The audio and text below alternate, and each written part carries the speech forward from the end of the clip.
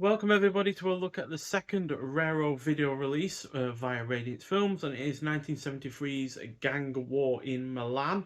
So this is directed by Umberto Lenzi, who I've seen 10 films now, including this, with the likes of Freehand for a Tough Cop and Rome Armed to the Teeth being similar to this.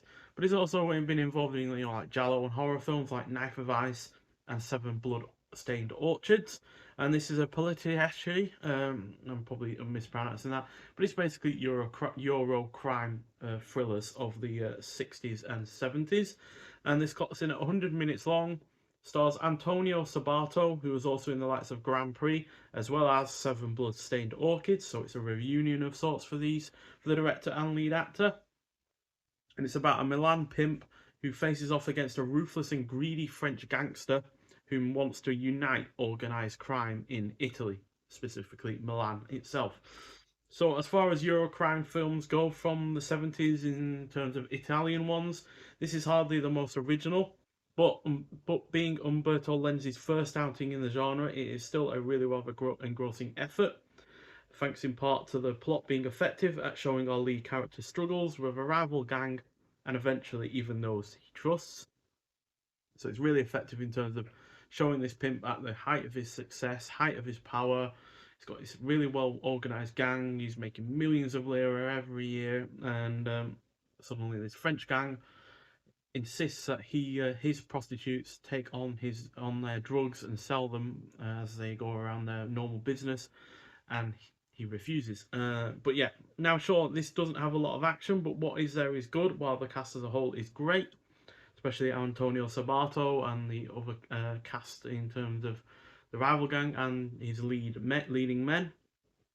The score is also excellent, the pacing is on point, is well shot, and the production is solid on top of all of that. So yeah, a really good effort, to be honest. It's considering it is Umberto Lenzi's first crime film from the 70s, you'd think he's been at it for years, and yet it was his first, and he'd obviously follow that up with several other crime films. But still, despite it being his first, it's one of his best, and yeah, easy 4 out of 5 as far as I'm concerned. And yeah, there's the disc. So like I said, we've only had one other RaroVideo film before via Radiance Films, and that was the Night of the Devils, which again wasn't also really a good effort. So it's nice to see that they're continuing to keep up the quality. And on this disc, we have high definition digital transfer from the original camera negative, presented with Italian and English audio options. Got uncompressed mono PCM audio commentary by Andrew Nate. You got introduction by Mike Malloy, a new visual essay on Lenzi's Poliziottesco by Troy Howarth, author of Make Them Die Slowly, the kinetic cinema of Umberto Lenzi. So obviously he's well known, well knowledgeable about Lenzi's history.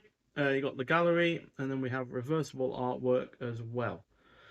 And this is a limited edition to 3,000 copies on top of all of that. So yeah, there's I'll show you off the rear artwork as well, which has the original Italian title on it.